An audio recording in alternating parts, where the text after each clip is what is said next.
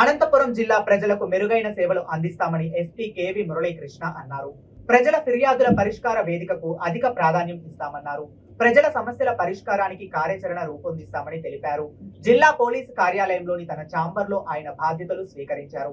అనంతరం police conference హాలులో విలేకరులతో మాట్లాడుతూ అనకాపల్లి ఎస్పీగా 15 నెలలుగా పనిచేశానని, ఎన్నికలు ప్రశాంతంగా ముగిసేలా పటిష్ట చర్యలు చేపట్టామని అన్నారు. అనంతపురం జిల్లాలో ఎస్పీగా బాధ్యతలు తీసుకున్నారు.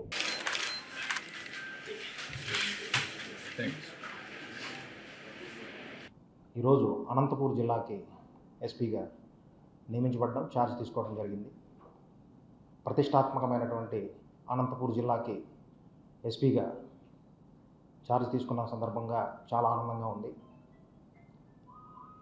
ఇంత ప్రతిష్టాత్మకమైనటువంటి అనంతపూర్ జిల్లాకి ఎస్పీగా నియమించినటువంటి ప్రభుత్వానికి, గౌరవ ముఖ్యమంత్రి గారికి, గౌరవ ఉప ముఖ్యమంత్రి గారికి మరియు రాష్ట్ర డీజీపీ గారికి ప్రత్యేకమైనటువంటి ధన్యవాదాలు తెలియజేసుకుంటున్నాను. ఏదైతే గవర్నమెంట్ యొక్క ప్రయారిటీ మరియు బేసిక్ పోలీసింగ్లో భాగమైనటువంటి చర్యల్ని ముందుగా తీసుకునే విధంగా కార్యాచరణ ప్రణాళిక రూపొందించుకోవాలనే దాని మీద నిర్ణయించుకోవడం జరిగింది.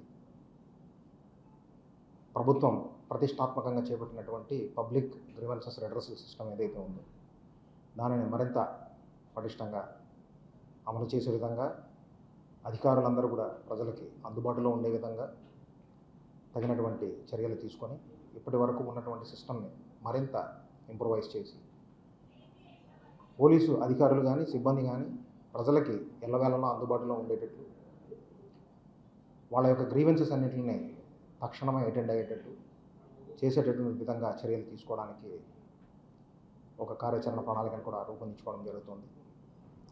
అలాగే బేసిక్ పోలీసింగ్లో భాగమైనటువంటి ప్రభుత్వం యొక్క ప్రయారిటీస్లో భాగమైనటువంటి శాంతి భద్రతల సంతులనం అనేటటువంటిది, శాంతి భద్రతలని పరిరక్షించుకునే విధంగా ఏ విధమైనటువంటి శాంతి భద్రతలకి విఘాతం కలిగేటటువంటి చర్యలు ఉండకుండా ఉండే విధంగా తగినటువంటి చర్యలు తీసుకోవడం, శాంతి భద్రతల విఘాతం ఎవరైనా కలిగించే విధంగా ఉంటే ఇంపార్షియల్గా చట్టపరమైనటువంటి కఠినమైనటువంటి చర్యలు తీసుకునే విధంగా వాళ్ళ మీద చర్యలు తీసుకోవడం అనేటటువంటి దీని మీద కూడా అదే లక్ష్యంగా కూడా ప్రయారిటీ ఏదైతే ఉందో దానిని బేస్ చేసుకొని పనిచేయడం జరుగుతుంది.